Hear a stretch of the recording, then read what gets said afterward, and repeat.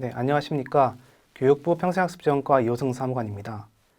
24년 지역평생교육 활성화 지원사업 추진계획에 대해 말씀드리겠습니다.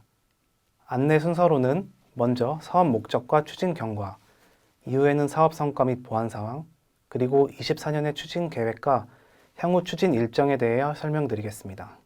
앞서 23년 대비 24년 주요 변동사항을 간략히 말씀드리겠습니다.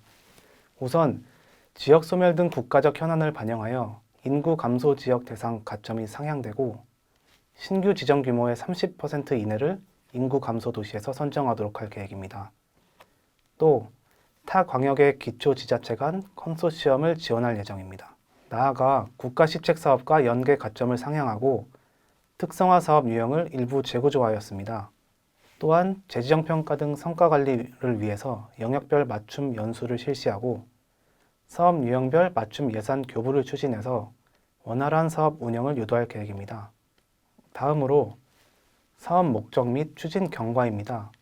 인구 감소 및 지방 소멸에 대응해서 지역 평생학습 지원 체제가 구축되도록 노력할 것이고, 특히 지역 균형 발전과 새로운 지방 시대를 견인하기 위해서 광역 중심 컨소시엄을 구축 지원할 예정입니다. 나아가 지역 주민의 평생학습 접근성 강화를 위해서 평생학습 도시 간 컨소시엄도 구축할 예정입니다. 또 평생학습 도시 고도화 모델을 추진하기 위해서 어떠한 기반들도 같이 마련할 계획입니다. 다음으로 추진 근거와 추진 경과에 대해서 말씀드리도록 하겠습니다. 평생교육법 제5조와 15조에서 보시면 지자체와 평생학습 도시에 대한 국가의 지원 근거가 마련되어 있습니다. 또 올해 개정된 법에는 재지정 여부를 결정할 수 있는 근거도 함께 마련되었습니다. 당의 사업을 통해 11년 이후부터는 전국 시도에 다모아 평생교육망을 구축하였고 2001년부터 현재까지 총 195개의 평생학습 도시가 조성되었습니다. 또 보시는 바와 같이 1주기 재지정 평가를 거쳐 현재 2주기 재지정 평가를 시행 중에 있습니다. 다음으로 사업 성과 부분에 대해서 말씀드리도록 하겠습니다. 약 200여 개의 기초지자체가 현재 평생학습 도시로 조성이 되어 있습니다. 이를 통해 평생학습의 기반이 더욱 확산 심화되었고 제5차 평생교육진흥 기본계획의 세부 추진과제 이행을 위한 기본 토대도 마련되었습니다.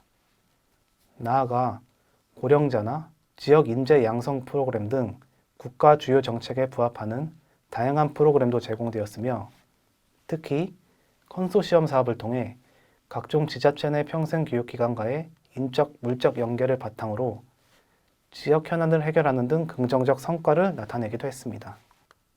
한편 위와 같은 사업 성과에도 불구하고 여전히 지역 격차를 해소하기 위한 노력과 평생학습 도시 성과 관리를 위한 데이터 관리 체계 마련 등이 필요하므로 올해 사업 계획서에는 이러한 사업 내용을 담아내도록 노력하였습니다. 다음으로 추진 계획 부분입니다. 2024년에는 23년과 마찬가지로 12월 15일까지 사업을 운영할 계획이고 약 10억 원의 사업비로 사업을 운영할 계획입니다. 보다 구체적으로는 신규 평생학습 도시 지정, 그리고 평생교육 컨소시엄 인프라 구축, 지속가능한 평생교육 사업 추진을 위한 성과관리, 마지막으로 데이터 구축 기반이라는 4개의 중점적 추진 방향을 설정하였습니다. 신규 지정 부분에 대해서 말씀드리도록 하겠습니다. 신규 지정의 경우에는 지역 특성과 주민의 수요를 충분히 반영하여 사업을 추진할 계획인지를 고려할 예정이며 사업 예시로는 학습자 맞춤형 프로그램 운영, 올해 평생교육법 개정 내용이 담긴 자발적 학습 모임 지원에 관한 사항이 포함되어 있습니다. 올해에는 약 3개 내외로 8천만 원을 신규 평생학습 도시에 지정할 예정이고 앞서 말씀드린 바와 같이 인구 감소 지역에 대한 가점 부여 사항과 선정 규모에 대한 사항이 고려됩니다. 그리고 사업심사 같은 경우에는 광역지자체의 예비심사와 본심사를 거치게 됩니다. 예비심사는 광역지자체의 자체평가를 통해 등급이 부여되고 본심사와 같은 경우에는 사업계획서를 심사하고 발표와 면접 심사를 통해 최종 선정하게 됩니다. 주요 심사 기준입니다.